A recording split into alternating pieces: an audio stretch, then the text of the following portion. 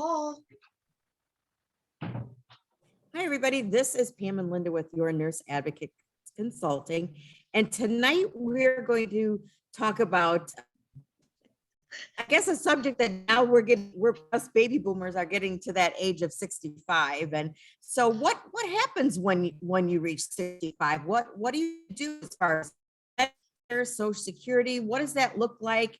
What do you need to do to avoid penalties? And so have Linda share. Linda's going through that process now, and she'd like to share a little bit about what her experience has been, and maybe to help you be able to have kind of a heads up on what that process looks like. So Linda, why don't you share what you've been going through?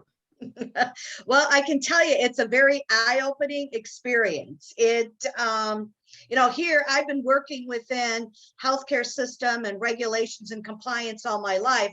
But boy, this is really an eye-opener. There are so many variables and there are so many different things that you need to be aware of when you turn 65. This kind of snowballs all at once, because if you're 65 and you're employed, it's not, if you stay with your employer, you keep being employed, but you still have to enroll in Medicare. You don't have to take it as your primary insurance if you are insured by your employer. So fine, great thing. If you are not employed, then you need to look at, okay, am I ready to take Social Security benefits? Because at 65, you're eligible to take your Social Security. Actually, you can start taking them at 62 and a half, but your dollar amount is changed based on the time or the time point that you actually take Social Security. So if you are not employed, you need to contact Social Security and talk with them about the benefits that you are eligible to receive. Now, if you are going to take Social Security, it's not a real problem, because what will happen is they will tell you what your Social Security amount will be per month, when you will be able to start receiving it, and then they will tell you what your Medicare B option is. Medicare B, unlike Medicare A covers you for hospitalizations, home health, and hospice. Medicare B is the one that covers you for labs and doctor's appointments, physical therapy, occupational therapy, speech therapy. So in order to get that type of coverage, some people choose, well, I don't really need it, I don't want it, I'll just pay out of my pocket. Well, that can get very expensive. So they'll tell you what your cost is to pay for Medicare B. If you are going to receive Social Security, your Medicare B dollar amount will automatically be deducted from that Social Security amount. Then you have, yes. Linda, I just want to make one point here, just to let everyone know, if they have taken Social Security before they turn 65 and are eligible for Medicare, then you are automatically enrolled in Medicare. So you don't have to take any further action. If you're already on Social Security, Medicare will take care of it, and they will automatically enroll that. You'll get your card and all your information. So sorry to interrupt, but I just wanted to bring up that point. Right. There. But if you're 65 and you haven't done any of that, this is what you have to go through. So you contact Social Security, you decide based on your finances and how you want to live, whether you can live off of your Social Security or whether you need to tap into your 401k or retirement plan or take your pension. All of those things have to factor into this. But when it comes to taking Medicare, you have choices. And you have a choice of taking basic fee-for-service Medicare A and a supplemental. Now, Medicare A, as I said, covers the hospitals and home health and hospice. Medicare B covers your doctor's appointments, but it doesn't cover everything. If for some reason you end up in the hospital, Medicare A only pays a percentage. You have to pay a percentage of the dollar amount that is owed to the hospital out of your pocket. That's where the supplement comes in. So you can choose to have fee-for-service Medicare, which kind of is a national program. It's a federal program. It'll cover you no matter where you travel. If you're a snowbird and you're in Wisconsin or Illinois during the spring and summer, and you travel to Florida or Arizona in the winter, the plan will cover you. The supplemental will cover those costs that Medicare doesn't cost up to a certain percentage, so that you don't have to pay a lot out of your pocket.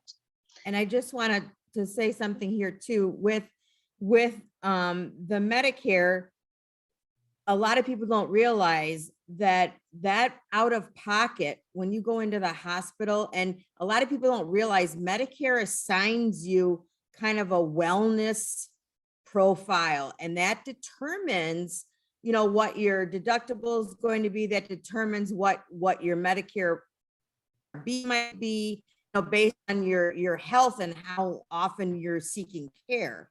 One of the things that people don't realize too is with straight Medicare is that you could actually pay that copay, which is approximately, give or take, depending on you, is like about $2,500 to $2,800. You could pay that up to 5 times a year. If you go into the hospital, you know, once every 2 or 3 months, you're going to have to pay that again. The only time with Medicare Part A that you don't get that charge is if you go back into the hospital within 60 days of the first time, then you don't have to pay for that again. And as Linda says, that is one benefit of having a supplement, because if you're in the hospital a lot, and you know that could add up to be quite a bit, then you might be better off, you know, looking at that supplement, because that supplement will pay whatever Medicare doesn't cover or pay for, but it still must be a Medicare covered service.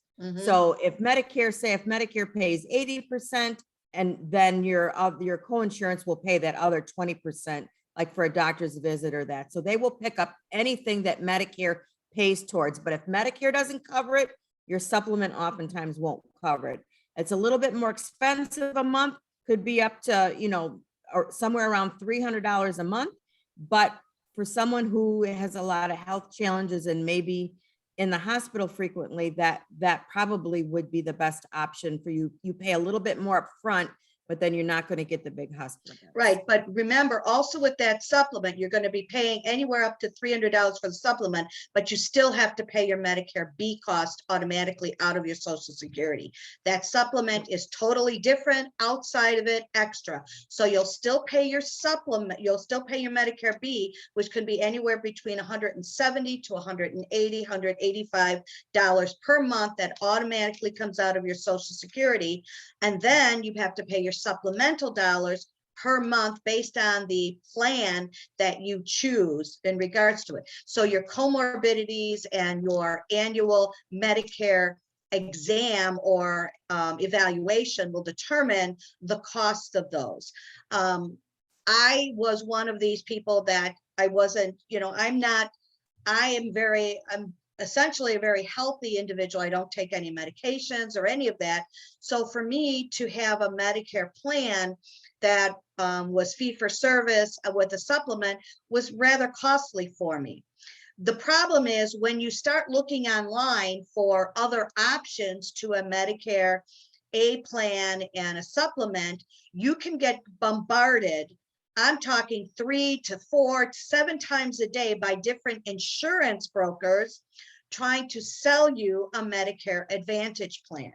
Now, Medicare Advantage plans are great plans, but you have to look at your overall health when you choose one of these plans.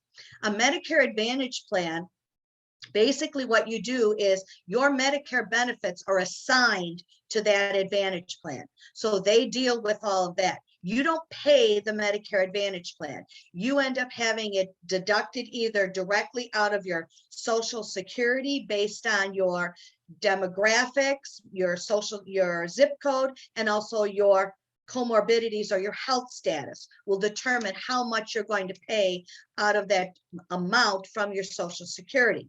If you are not paying into Social Security, or if you're not getting Social Security because you're you're not employed, but you're like, well, I still work part-time, or I have my own business, I have no intention of collecting Social Security at this point, you will have to pay Medicare on a quarterly basis the dollar amount that they see is appropriate for you for Part B, and for any extra dollar amount based on your income that they feel is appropriate for you to cover your prescription coverage and any and all other outside services. So you could end up paying Medicare every quarter or monthly, to bring it down to a monthly level, anywhere between $170 to $250 or $300 a month for that Medicare Advantage plan, because it's based on those dollar amounts above and beyond Medicare B. Those dollar amounts are based on your income, and the income goes back 2 years. So whatever you were making 2 years ago is what they're going to look at to base your calculated dollar amount that you'll be paying into Medicare. So you're paying them to pay Medicare Advantage directly. The other thing you need to be aware of with the Medicare Advantage plan is that it is geographically located. These plans are based on your zip code and the number of people that, or the volume of people that are within these plans within certain zip codes or designated areas. That will determine the services, the costs, and the benefits that you'll be provided. Most of these plans are what they consider HMO, which are health maintenance organizations, which means that you have to stay within network and you have to use all in-network providers. And some of them will only cover you within this demographic area. So if you travel outside of a certain area, that plan may not cover you. And if you are a snowbird or someone who travels quite a bit, you can't have more than one primary. You could now be treated by the Medicare Advantage plan. If for some reason you're in Arizona and you fall and hurt yourself, you can go to the ER and get treated in the ER and get hospitalized in there under that plan for emergency services only. But if you need to have a follow-up visit by a physician for just to get your prescriptions filled or because you just don't feel well, that probably will not be covered until you get back into the area that you are living, that your resident address that is for that plan. So if your resident address is Illinois, that plan will cover you for that demographic area in Illinois. Not all plans are like that. So you need to be do your due diligence and contact or work with a broker that you feel comfortable with or that you trust. You're going to get bombarded by all these people wanting to sell you these plans because that's how they make their money. You need to do your own due diligence. You need to go onto the internet or have someone you love, your significant other or your kids or someone help you go through this process, or contact Pam or myself and we'll help walk you through this process. Because as I said, I've been researching it, learning it, dealing with it myself. So I've been kind of living it on the front line. So I kind of work through this system. But these plans, these brokers will try to sell you something and it may not be what you want. But be aware that when you initially enroll into a Medicare Advantage plan, you have up to 7 months to get the plan you want. So you can enroll into one plan and say in 2 months, you realize that this plan does not work for me. It's not giving me what I need. It's not providing me the coverage I thought there would be. You can flip and go into another plan. And you can do that for up to 7 months. Once that 7-month period ends, you have to pick a plan. You have to stick with that plan until the next enrollment period. My suggestion to all of you is that you contact, when you work with these brokers, you look to see if your physicians and the hospitals you choose to work through are covered in that plan. And you want to make sure that all of your physicians are in that plan, because it doesn't do you any good to only have your primary. And if you're seeing an endocrinologist or a cardiologist, but they're not in the plan, but you see them every 6 months, that's not going to get covered under the plan. They won't, you'll be denied payment. The cardiologist will be denied payment for that. So you need to find a plan that fits your needs. I can't stress this enough. That means that you're going to have to find a plan that works within your network and your external network. I work with providers that are both in 2 states. So because they're in 2 states, I needed to find a plan that was able to cover the physicians I see in one state and the physicians I see in another. So I needed a national plan, and I was able to choose what they call a point of service plan, a national point of service plan that was a Medicare Advantage plan.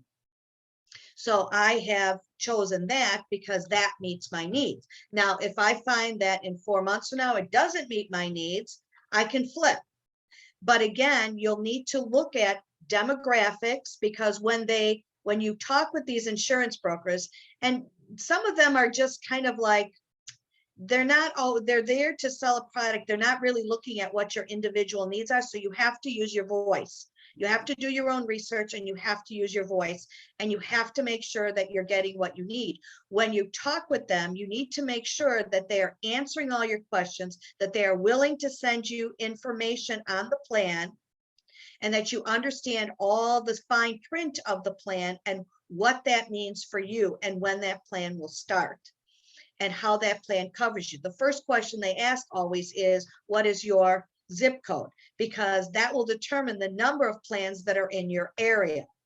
Now, in certain areas, there may only be one plan because it's rural.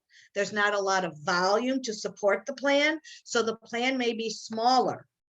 So in that instance, if that plan is smaller and it really doesn't have a lot of meat or doesn't meet your needs, then you may want to think about going to a basic Medicare fee for service and getting a supplement until you have the opportunity to do more investigation on different plans that may meet your needs in different areas. Because in some areas, when I talk to a couple of the insurance brokers, there may be only one plan. There might be 3 plans. In the more urbanized areas, if you live in the city or you live in a very populated suburb, you have more choices of the plans. You may have 5 or 6 different plans that you can choose from that will meet your needs. Other areas, you may not be so lucky. So you do need to do your due diligence. But it's a very challenging, and it's a lot of work. It's a lot of due diligence on your part to do this and to find what meets your needs. But it's something we all have to do. It's something that we all have to eventually get involved in. It's something that, because you're working with the state and the federal government, it's not always easy to get your questions answered. So you do need to use some of these insurance brokers, but there's a lot of information available on the internet. You can go to cms.gov, and they have a whole area on there that talks to you about Medicare and its benefits and what you are entitled to. There is areas on there about Medicare Advantage plans and what you can expect from them and how they can charge you for them. So I suggest you start there first.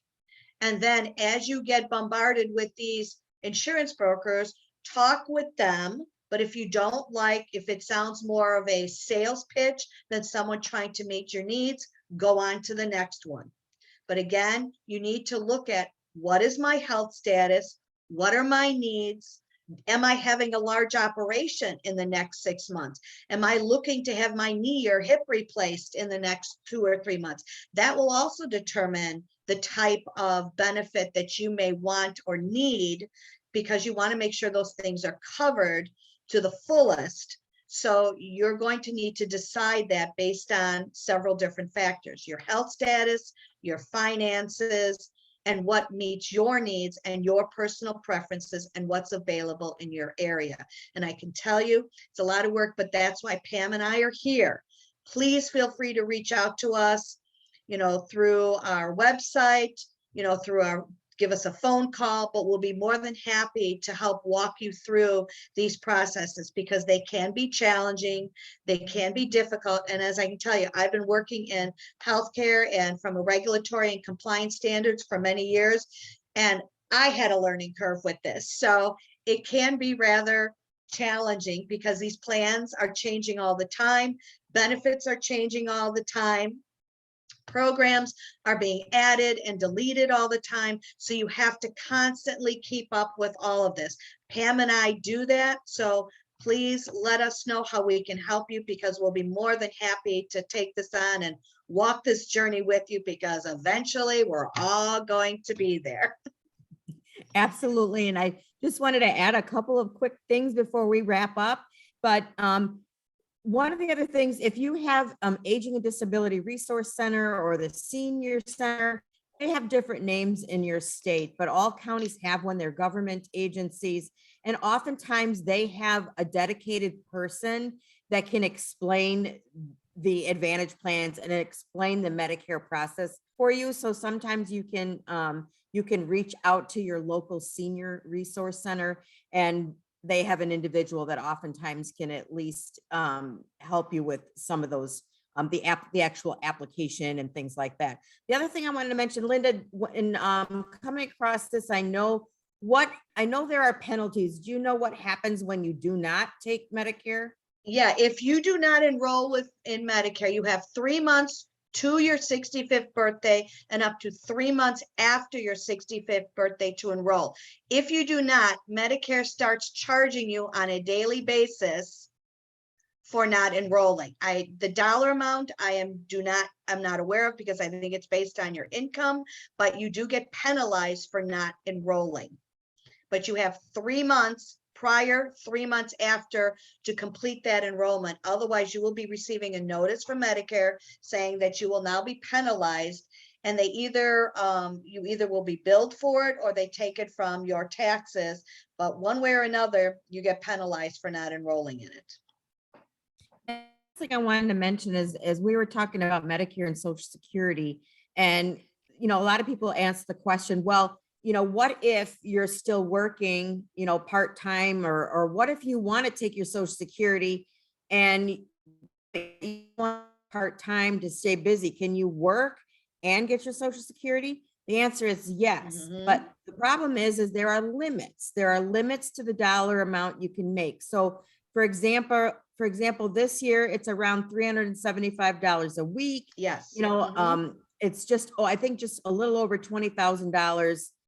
Don't quote me exactly, but it's around that. But every year, the government determines how much income you can make while you're receiving your Social Security benefits. Because if you make more than that, then they start taking $1 of every $2 that you make over what you can make while you're getting Social Security, and they take that back. So you have to be careful. So you can work while you're getting Social Security, but you are limited to what you can make. So again, make sure that you are aware of that dollar amount if that's something that you're looking at for a life plan for you. So when does that age end? Isn't there a time point that? Yes, it's usually, and depending on when you were born, it's different. So my husband is 2 years older than me.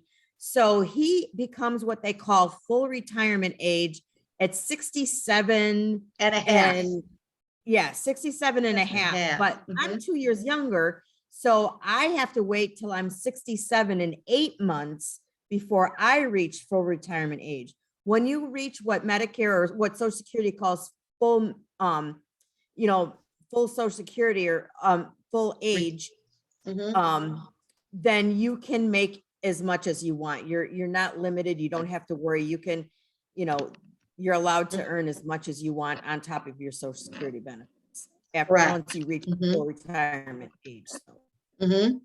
Right. That's true. It's true. Otherwise, that's all I have. Delinda, you have anything in closing?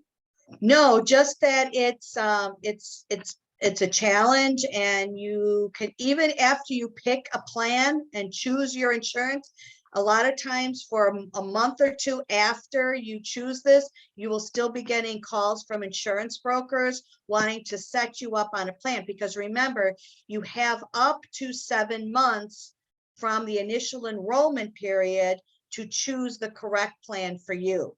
So you have a lot of trial and error time to be able to pick the right plan. So they're going to continue to call you to try to sell you a plan that they feel is important or that would work for you. And you just need to decide what is right for you, because you need to look at what's going on with me currently, what do I have planned in the future, and what can I afford? And I know my husband, he went on Medicare as of December 1st of 2021, and he is still getting bombarded with calls because he has not reached that 7 months.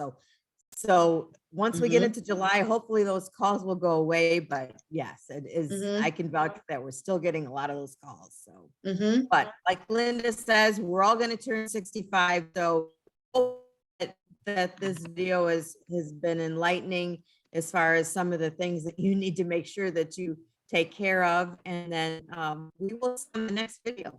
Have a great day. Okay. Have a good evening, all.